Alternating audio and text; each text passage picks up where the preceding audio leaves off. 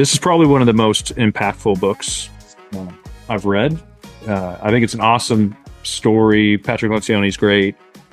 I also think it was like the timing when I read it was perfect. When did you read it? This must have been 4 or 5 years ago. I just decided financial planning was real outside of sprinkling it on to sell product.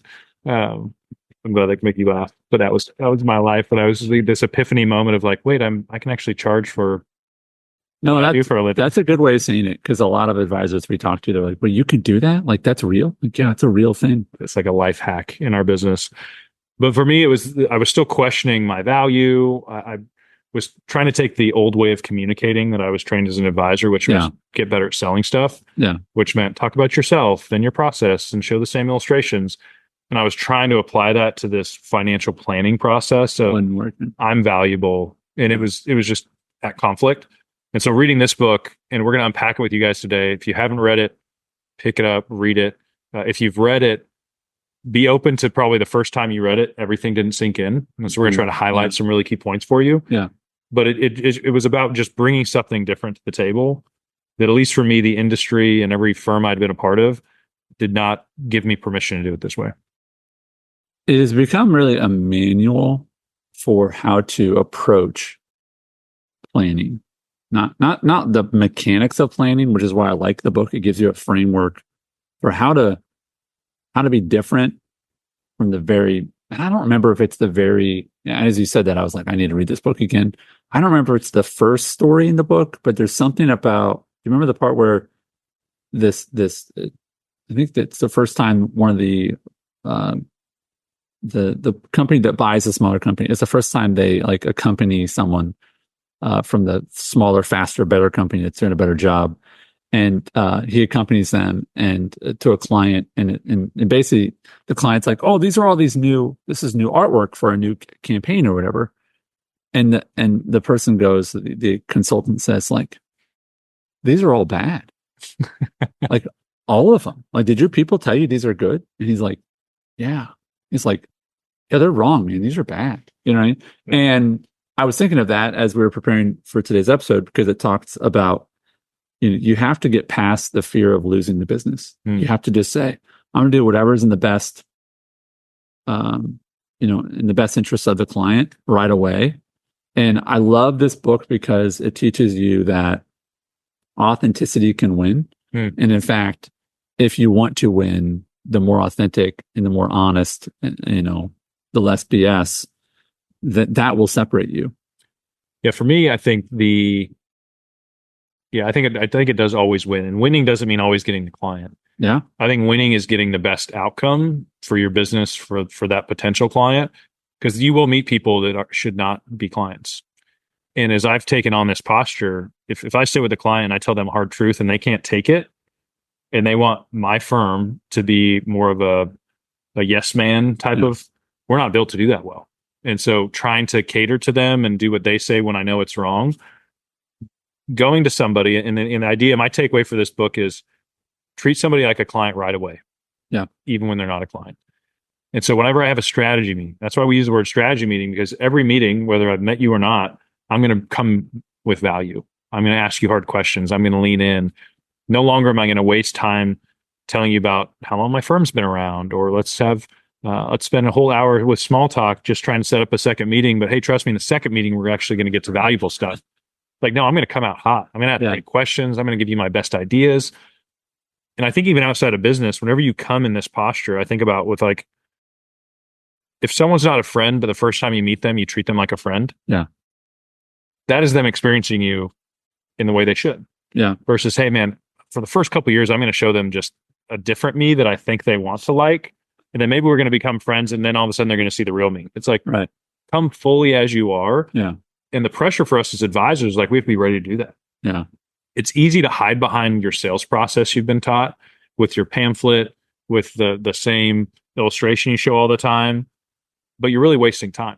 You're not showing value. You're not really convincing them. People will say yes every once in a while because they don't have another choice. Yeah. And I think for most of us, our process is working just well enough that it keeps us stuck in. Well, that's a lot. That's a lot process, I think, for those who are listening or watching, because, and again, like we say these things with love and we say these things like we care about you and your outcomes and your families and your business. But again, your best friends tell you the most truth. And we want to tell you the most truth, which is that, and I love the way you said that, Sten. Sometimes the problem is it works good enough that you just keep doing it. Mm-hmm. If it was really broken, you would stop doing it. We want to call into question things that maybe it's effective, but it's not as effective as it could be. And so I think that one of the things that we would agree upon is that people can tell when you're trying to sell without the person's best interest in mind. Selling is good. We love selling, but they can tell when you're that's your main motive. I umpired this weekend. I can tell when someone's there because they love the game, they care about kids, and they want to make some money. And I can tell when someone's there because they like money. Right? As an umpire, I'm like, he is here just because he needs money, and that's the only reason he's here. Yeah. But people can tell when you're having a conversation and you're in a sales position. Like, people understand you're in business. You're there to sell them something. But I love this first part, and you talked about it, is don't sell them on what you're going to do if you're hired. Just start serving them. Start consulting right away. Yeah. And then they don't have to wonder, I wonder what it's going to be like to work with Sten or Mike or Mary or whatever your name is. They're going to say, oh, this is what it's like. What it feels like. Right. And I think as an advisor, because the other category to touch on, and the book does this well, is the idea of like being embarrassed. Mm. The more I've been in this business and run companies and work with successful clients, the more curious I become, because I realize sometimes like the right question is way better than the rush solution. Yeah. So younger advisor Sten was like, man, here's answers all the time. Now when I sit in a room, I'm just like, well, explain that to me, because I know my advice is 10 times better if I have as much information as possible. Yeah. And this book does a great job on that. It's like, one, give hard truths, treat them like a client right away, but ask great questions. Yeah. Never be afraid of like, hey, you said that one time, but would you re-explain it to me one more time? Yeah. Because to the right client, they appreciate that. 100%. They don't expect you to know everything right away, but they do expect you to gather all necessary information. I'll say this, when I'm less confident, I give quicker answers, and I feel like I have to answer when I feel like under pressure. Yeah. Versus when I'm really confident in a situation, I'll say, no, I'm not sure. Let me check on that, whatever it might be. And so I will encourage advisors that I think that people, especially these are oftentimes very complex situations, that I would encourage you to say, you know what, this is a big deal. And so I want to understand that more before I give you a recommendation. Yep. Or maybe even, I've run into something like this before. I want to run it past one of the people that's part of my network that specializes in this. No one's going to be like, oh, you're such a loser. Yeah. Like if I went to a doctor and they're like, I need to talk to a specialist on this, I wouldn't be like, well, can you just guess? Yeah. Would you just guess? And then let's get to operating, get the scalpel, let's go. Right. The other is when it talks about not being afraid to ask dumb questions. I actually wrote some down. I want your thoughts on these. You talked about being embarrassed, which I think is highly emotionally intelligent, is be willing to quote unquote be embarrassed. And it's not really embarrassment as much as just be vulnerable and say questions like this. Tell me more about that. When do you use that phrase or that idea of just wanting to understand more of what they're talking about versus where you used to just go start giving advice? I feel like I find myself asking that question when it comes more to like a dynamic, when it comes to when I sense somebody is like trying to give me a condensed answer to something that's more complicated. Yeah. The condensed answer of their partnership dynamic in their business, the history on why they are where they are in their business. Oh yeah, I bought the company from my dad, or my brother works with me. Yeah, all that stuff matters, and that's usually not level 1 information. Yeah. It's maybe level 4 or 5. Yeah. You could probably ask this question too many times in a row. Sure. But sure. It is a great way to sit on something, and there is somewhat of an art to this, to where you need to just be in a room enough times to sense it. There's a read the room emotional intelligence to it. Mm-hmm. But for the advisors listening that are more factual, use tell me more about that at least a couple times in a meeting. Yeah. Because from a factual standpoint, you're missing something and you don't want to find out about it too late. So I love that question. It's just giving the person permission to keep explaining. Yeah. And I don't think it shows an ignorance as in like you're stupid. I think it shows an ignorance or more of an interest. Yeah, it's Right? curiosity. Yeah. Yeah. Thank you. Yeah. That's a better word. Good job, Sam. We won't even edit that out. Just let me sound dumb. That's fine.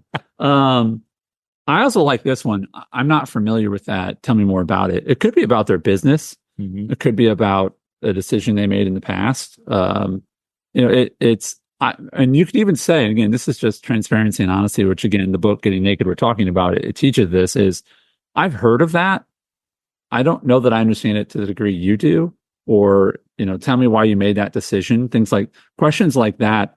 It's just, if you can be curious in a genuine way, people can tell that versus, oh, I just have a question I'm going to ask before I get to the next question, which is what I really want to ask. That's right. Right. Yep. So genuine curiosity. I remember someone asked me this question last week in a coaching call we were having with a follow-up to our How to Charge Life training. It said, how do you ask a bunch of questions in a row and not make it feel like it's robotic or it's, oh, I know what it was, that you're not interrogating them. Yeah. And I said, well, just be genuinely curious. Yeah. Like if you just say, tell me more, tell me more, tell me more, that's weird. Yeah. But if you're like, and I actually in that moment asked them 5 questions in a row. And I said, did you feel like I was interrogating you? And they're like, no. And I said, well, I was doing it on you. I was genuinely curious. Why did you ask me that question? So having a genuine curiosity versus a sales script will go a long way. And I think the fear that some advisors have is they're like, well, how do you get out of that? You're so deep into a question.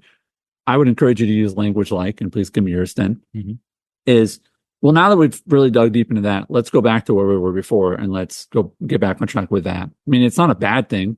It's not, let's stop that distraction. It's like, well, that was great. Let's go back to this other question. Like, you're in charge, and this is a skill that if you can get really good at, people will feel heard, but they'll also get back on track, because you don't need to have an hour and a half long meeting when it could have been 45 minutes. That's just bad management. Yeah, for sure. I think, efficient meetings are a gift. Yeah. I think you can be overly efficient. I've been accused of that in the past, where it's like, no, hold some space in there for some small tag. 8 minutes. That's all we needed to do. But yeah, you want to connect with people. Obviously, this is a relationship business. Yeah. It's their money that matters. There is a balance, and I lean more towards kind of like the factual, logical side. I'm less like the best buddy advisor that's like going out to dinner and hanging out with their clients all the time. Yeah. I've had to try to get better at sitting in it and just asking good questions. I would say the ability to lead a meeting and keep it on track is key. To hold space for the personal connection and also the facts, which get you the results, which is why they're paying you. Yeah. You do need to, at times, I'm thinking through the language I would use in a meeting. It's like, man, I love that. I wish we had 5 hours today to talk about it. Yeah. But I know, your time's valuable, so we'll jump back to this. Yeah. And someday when we're grabbing lunch, we can talk about it. Yeah. Like, that's just a human, man, I wish we had more time, but we don't. Yeah. Good news, bad news. I could talk about this for 10 more hours, but I know you've got stuff and I do too. So let's get back. That's just honest. Yeah. Right. Yeah. All right. So what about this other one? The other is, he talks about a fear of feeling inferior, and he talks about lowering your position in their service. And I thought about this as your willingness to say, you know what? No, I'll make that phone call to the lawyer about that. Mm-hmm. That to him is like, wow, like, thank you for doing that. And that doesn't mean that you're going to do it. Maybe your office is going to do it. But I think that you're willing to do the work that they're like, I don't want to mess with that. Like, we'll mess with that. Like, we'll do that work, even though and again, inferior is a kind of a weird word. It's not like I'll take out your garbage, inferior. There is a tendency at times where I feel advisors overcompensate. They have a lot of time during their day, and so they do way too much for clients. Yeah. Because they feel like, man, this is creating a much rapport. For me, and I've seen this with other advisors before, there's certain things I've seen other advisors do that my clients would never ask me to do.